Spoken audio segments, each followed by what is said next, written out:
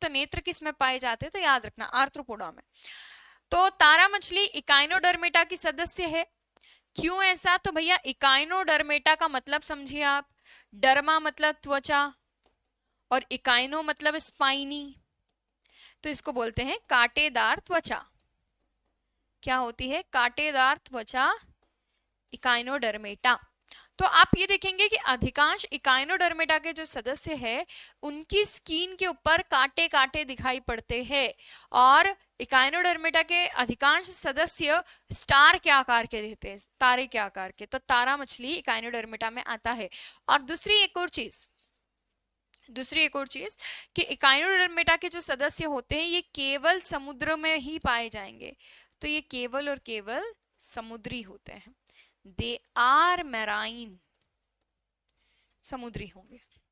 ठीक है, ओके। हाँ, ये स्टार फिश है ना।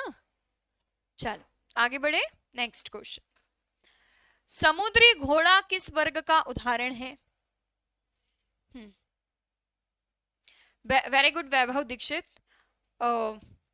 Thums up for you.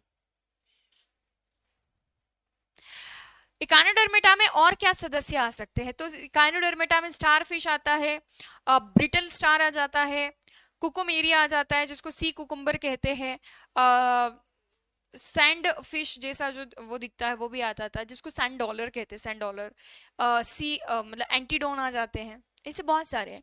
समुद्री घोड़ा किस में आता है? मछली में, स्तनधारी में, सरीसृप में या मोलस्क में?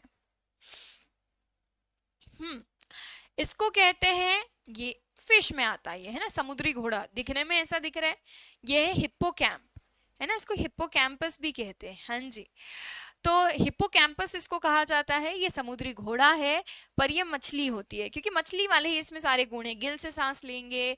और इसमें एक और चीज बताती हूँ मैं, समुद्री घोड़े की एक विशेषता ये होती है कि इसमें नर मादा अलग अलग होते हैं, और मादा क्या करती है, नर के पास एक थैली होती है, यहाँ पर ऐसी थैली होती है, इसमें चित्र में नहीं दिख रही है पर होती है। इस थैली को ब्रूड पाउच कहते हैं। इसके अंदर मादा अपने अंडे दे के चली जाती है, और नर जो है इसी में शुक्राणु मिला के अंडों को फर्टिलाइज कर लेता है, और जब वो बच्चे पैदा हो जाते हैं ना इनके छोटे छोटे से, तो इसी के द्वारा ये उसको पुश करते रहता है थैली को, और वो बच्चे बाहर आते जाते हैं। तो ये इसकी मुख्य विशेषता है। अरे नहीं बाबा वंदना, ये झींगा नहीं है, झींगा अलग होता है बेटा। चल, शार्क मछली में कितनी हड्डियां हैं? ये प्रश्न। झींगा कैसा दिखाई देता है? तो झींगा आर्थ्रोपोडा में होता है, और झींगा मछली नहीं होती, याद रखना। प्रॉन उसको कहते हैं, छोटे आकार का होता है तो उसको झींगी या श्रिम्प कहा जाता है, और बड़े आकार का पैलिमोन या प्रॉन कहा जाता है। प्रॉन दिखने में लगभग बिच्छू के जैसा होता है, बस पिंक कलर का होता है, और उसको सबसे ज्यादा खाया जाता है। बिच्छू को नहीं खाते generally, Chinese people can eat anything well, but ये जो झींगा है इस मछली को खाया जाता है सबसे ज्यादा कॉन्टिनेंटल फूड में, सी फूड में झींगे बहुत फेमस है। ओके, तो देखिए शार्क मछली में हड्डियों की संख्या 0 होगी, कोई हड्डी नहीं होगी। लाइक ये प्रश्न को अगर मैं ऐसा मतलब कर दूं कि शार्क की जगह वेल कर दूं, तो भी इस प्रश्न का उत्तर सेम यही होगा। वेल और शार्क इन मछलियों में हड्डियां नहीं होती है, क्योंकि अच्छा वेल भी एक प्रकार की शार्क ही है, ठीक है, बड़े आकार की शार्क होती है वेल मछली भी, it is a species of shark. तो वेल और शार्क में हड्डियां इसलिए नहीं होती है क्योंकि इनका जो पूरा बड़ा सा शरीर है ना, यह उपास्थि का बना हुआ रहता है। तो मैं यहाँ लिख देती हूँ, इनका कंकाल, इन फिश का कंकाल, वेल है शार्क है, इनका कंकाल उपास्थि का, उपास्थि मतलब क्या, कार्टिलेज का बना होता है, इसलिए हड्डी नहीं होती। ठीक है, अब उपास्थि अगर आप पूछोगे तो सॉफ्ट बोन होती है। आपका कान किसका बना है? उपास्थि का। ये नाक के आगे का हिस्सा है, किसका बना है? उपास्थि का। तो जब आप किसी मनुष्य के कंकाल को देखोगे तो आपको कान नहीं दिखेंगे ये वाले, ठीक है, नाक भी नहीं दिखेगी, छेद दिखेगा, क्योंकि ये प्रोटीन के बने होते हैं तो वो गल जाएंगे। ठीक है, नेक्स्ट देखिए, अगला क्वेश्चन है, मेंढक का लार्वा क्या कहलाता है? गाइस मेंढक से क्या 2 बार प्रश्न पूछे गए हैं, एक तो यही वाला कि ऐसा कौन सा जानवर है जिसका जो कम विकसित रूप जो है वह त्वचा से गिल्स से सांस लेता है और विकसित रूप त्वचा से सांस लेता है, तो मेंढक। तो मेंढक जो है इसका लार्वा होता है टैडपॉल लार्वा, जिससे वो जो है उसका लार्वा है और इसी से विकसित होकर मेंढक बनता है। और मैंने शायद आपको ये भी बताया था टैडपॉल लार्वा में से अगर थायराइड ग्रंथि हटा दी जाए तो वो वयस्क मेंढक में बदलेगा भी नहीं, है ना। और टैडपॉल दिखने में मछली के बच्चे जैसा ही दिखाई देता है क्योंकि उसमें पूंछ होती है, उसमें गिल्स होते हैं और विकसित होकर के फिर वो एडल्ट जब फ्रॉग बन जाएगा तो उसमें से गिल्स गायब हो जाएंगे, उसकी जगह लंग्स डेवलप हो जाएंगे, फेफड़े, और उसके बाद उसकी पूंछ भी गायब हो जाएगी और 4 पैर विकसित हो जाएंगे। सो ये है। बाकी प्यूपा, कैटरपिलर, ककून, ये सब बटरफ्लाई में आपने देखा होगा कि तितली है उसके अंडे होते हैं, अंडे हैच होकर के कैटरपिलर बनती है, कैटरपिलर बहुत सारी पत्ती वत्ती खाती है, उसके बाद वो प्यूपा ककून बनाती है और ककून को फाड़ के वो बाहर पंखों के साथ निकल के आती है और इस पूरे प्रोसेस को मेटामॉर्फोसिस कहते हैं। मेटामॉर्फोसिस को हिंदी में कायांतरण कहा जाता है, ये याद रखिएगा, ठीक है।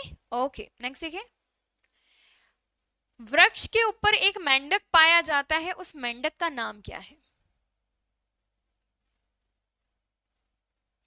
हाँ अभिषेक, हाँ हाँ, मेंढक में 3 कक्ष का हृदय होता है, मेंढक उभयचर है, मेंढक की त्वचा के ऊपर कुछ भी नहीं होता, तो नग्न त्वचा मेंढक की पहचान है। ये भी प्रश्न अच्छा है, आ सकता है कि कौन से जानवर की त्वचा नग्न होती है, नेकेड स्किन। तो नेकेड स्किन का मतलब होता है कि भैया त्वचा के ऊपर कुछ भी नहीं है। जैसे त्वचा के ऊपर बाल होते हैं, किसी के पंख होते हैं, हमारे में बाल है, मछलियों में शल्क पत्र होते हैं त्वचा के ऊपर, वैसे सरीसृप में कांटे या प्लेट्स होती है, पक्षियों के ऊपर पंख होते हैं। उभयचर की त्वचा चिकनी होती है, उसके ऊपर वो नग्न त्वचा बोलते हैं, तो उभयचर की त्वचा नग्न होती है। और जिस मेंढक को हम ट्री फ्रॉग कहते हैं उसका नाम है हाइला। हाइला को वृक्ष का मेंढक कहा जाता है। वृक्ष के मेंढक जो है ये आपके सामने चित्र है। तो ये जो हाइला है बहुत सुंदर, बहुत कलरफुल प्रजातियां होती हैं इन मेंढकों की, हर कलर आपको देखने को मिल जाता है इसमें, इवन दो ट्रांसपेरेंट भी ये होता है, पारदर्शी भी होता है। अंदर के आप इंटेस्टाइन से लेकर सब पार्ट देख सकते हो, उसके अंदर अंडे भरे हुए ये भी दिख सकता है, ट्रांसपेरेंट भी होता है, स्किन पे कलर ही नहीं होता। तो हाइला की बहुत वास्ट स्पीशीज है, बहुत बड़ी प्रजातियां हैं। इनके पैर में यदि आप देखेंगे तो 4 उंगलियां होती है और उन उंगलियों के ऊपर, इनकी जो उंगलियां हैं इसके ऊपर चिपकने वाले पैड्स लगे हुए रहते हैं, सो दैट वो आराम से ट्री के ऊपर चिपक जाते हैं, तो इनको ट्री फ्रॉग कहते हैं। हाइला, हाइला छोटे आकार के मेंढक होते हैं और ये वृक्ष के मेंढक कहलाते हैं, ठीक है। ओके, टोड बड़े आकार के मेंढक होते हैं, kind of bufo kind of, और ये टोड का आकार काफी बड़ा होता है और इसका वजन भी किलो में भी हो सकता है। और टोड जो है ये जब टर्टर की आवाज करते हैं, ये भी प्रश्न अभी आपके इसमें आ चुका है, टर्टर की आवाज करते हैं तो इसलिए क्योंकि मेंढकों में आप देखेंगे टोड कि ये जो गले का हिस्सा है, यहाँ की जो मेम्ब्रेन है वो काफी ज्यादा फुल के बड़ी हो जाती है, जब वो टर्टर करते हैं तो यहाँ एक गुब्बारे जैसा भर जाता है।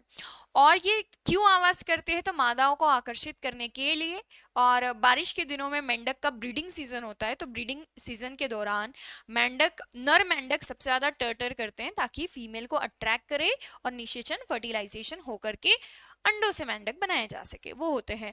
राना टिग्रीना ये इंडियन बुलफ्रॉग है, अपने यहाँ का भारतीय मेंढक का वैज्ञानिक नाम है राना टिग्रीना। और एलिट्स भी काइंड ऑफ छोटे मेंढक होते हैं, ठीक है। ये मेनली आपको वृक्ष के मेंढक रेन फॉरेस्ट में देखने को मिल सकते हैं, ठीक है। नेक्स्ट देखिए। निम्न तापक्रम पर किसी जंतु के प्रसुप्ति को क्या कह सकते हैं? Dormancy, dormancy of an animal at low temperature called as. अच्छा, इस प्रश्न को मैं समझाती हूँ। देखिए, कुछ जानवर ऐसे होते हैं कुछ जानवर ऐसे होते हैं जो 12 महीने कोई फर्क नहीं पड़ रहा होता है, जैसे हम लोग, या we are animal, we belongs to animal kingdom, so we are animal. तो जानवरों में जो स्पेशली मैमल्स है उनके ऊपर सच वातावरण का बहुत ज्यादा प्रभाव नहीं पड़ता, जहां पर रह रहे हैं उसके अकॉर्डिंगली वो रह लेते हैं। पर कई बार ऐसा होता है कि मौसम बहुत खतरनाक है, जैसे अगर हम लोग पोलर पर चले जाएं, ध्रुव पर चले जाएं रहने के लिए, अंटार्कटिका वगैरह में चले जाएं, तो ऑब्वियस सी बात है हम सरवाइव नहीं कर पाएंगे इतनी कड़कती ठंड में नॉर्मल कपड़ों के साथ। तो देखिए, कुछ जानवर ऐसे होते हैं जब उनके हिसाब का मौसम नहीं रहता ना, मतलब जिस मौसम को वो झेल नहीं पाते ना, तो वो क्या करते हैं, अपने आप को छुपा लेते हैं। जैसे जब ठंड का मौसम आता है, लो टेम्परेचर होता है, इस समय पर अगर कोई जानवर अपने आप को कई महीनों तक बंद करके रख लेता है तो इसको हाइबरनेशन कहा जाता है। जैसे बर्फीले क्षेत्र में रहने वाले जो ध्रुवीय भालू होते हैं, पोलर बियर्स, और ये क्या करते हैं, गुफा के अंदर अपने आप को पूरे, जब बर्फ का मौसम रहता है उनका, तो वो 4-5 महीने तक अपने आप को वहीं रख लेते हैं और सोते रहते हैं। इसको कहते हैं, हिंदी में क्या कहते हैं वो भी बता देती हूँ। निम्न तापमान पर जो निष्क्रियता होती है उसको शीतकालीन निष्क्रियता कहते हैं। शीतकालीन निष्क्रियता मतलब ये ठंड के पूरे मौसम में क्या रहेंगे, सोते रहेंगे। इसको हाइबरनेशन कहते हैं। तो हाइबरनेशन क्या होता है, ठंड के मौसम में जो जानवर सो जाते हैं ना उनको हाइबरनेट कहते हैं। तो ऐसे बहुत सारे चमगादड़ वगैरह की भी, गिलहरियों की भी प्रजातियां होती है जो भरी ठंड में कभी नहीं दिखती हैं। वो गुफा में, पेड़ों के गड्ढों के अंदर अपने आप को सुला लेती है। और ये क्या करती है, उसके जब सोने वाले रहते हैं ना, या हाइबरनेशन में जाने वाले रहते हैं, उसके पहले से ढेर सारा खाना खा के अपने अंदर स्टोर करते हैं और पूरी मेटाबॉलिक एक्टिविटी को डिक्रीज कर देते हैं। तो जिससे धीरे धीरे उनका ग्लूकोज यूज होता है और वह काफी दिनों तक, महीनों तक बिना खाए सोते रहते हैं। है ना अमेजिंग थिंग। अच्छा, एक और चीज, इसी के जैसा जब उल्टा अगर हो, उल्टा मतलब ये शीतकालीन निष्क्रियता थी, अब अगर ग्रीष्मकालीन निष्क्रियता हो तो उसको हम लोग बोल सकते हैं, जो गर्मी के दिनों में निष्क्रियता होती है गर्मी में, उसको हम लोग बोलते हैं एस्टिवेशन। एस्टिवेशन का मतलब होता है जो जानवर गर्मी बर्दाश्त नहीं कर सकते, पूरी गर्मी नहीं दिखेंगे। मेंढक आपको गर्मी में दिखाई नहीं देते हैं क्योंकि मेंढक करता है एस्टिवेशन। मेंढक क्या करता है, गर्मी के दिनों में अपने आप को जमीन के नीचे गाड़ लेता है, जमीन में गड्ढा खोदता है, उसमें चला जाता है और मिट्टी ढाक लेता है।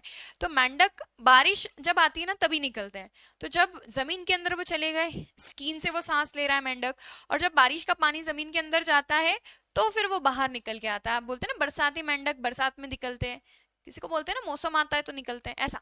तो इनका मौसम आता है तो ये निकलते हैं। आप ये देखेंगे कि गर्मी गर्मी में कुछ जानवर नहीं दिखते हैं। जैसे कई बार ऐसा होता है, बारिश आई, केचुए दिखना चालू हो गए, गर्मी में तो नहीं दिख रहे थे क्योंकि वो स्किन से सांस लेते हैं ना, तो गर्मी बहुत ज्यादा पड़ेगी तो उनकी स्किन ड्राई हो जाएगी, वो इसलिए। तो मेंढक भी स्किन से सांस लेता है, इसलिए केचुआ मेंढक ये जमीन में चले जाते हैं और बारिश में बाहर आते हैं।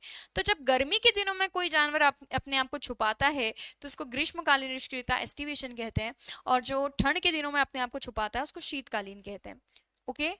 रीजनरेशन मतलब फिर से बन जाना, जैसे स्टारफिश की भुजा वापस बन जाती है, रीजनरेट कर सकता है। हाइड्रा को तो अमर जानवर कहते हैं, अमर जंतु हाइड्रा, क्योंकि ये जितनी बार टूटता है उतनी बार बन जाता है। स्टारफिश भी वापस रीजनरेट कर सकती है, छिपकली की पूंछ वापस रीजनरेट कर सकती है। म्यूटेशन मतलब होता है कभी भी अचानक किसी जीव के जीन्स में अगर चेंज आ जाए, sudden change in the genetic code या sudden change in genes called as the mutation. अचानक परिवर्तन जो शरीर में हो जाता है उसको म्यूटेशन कहते हैं। ठीक है।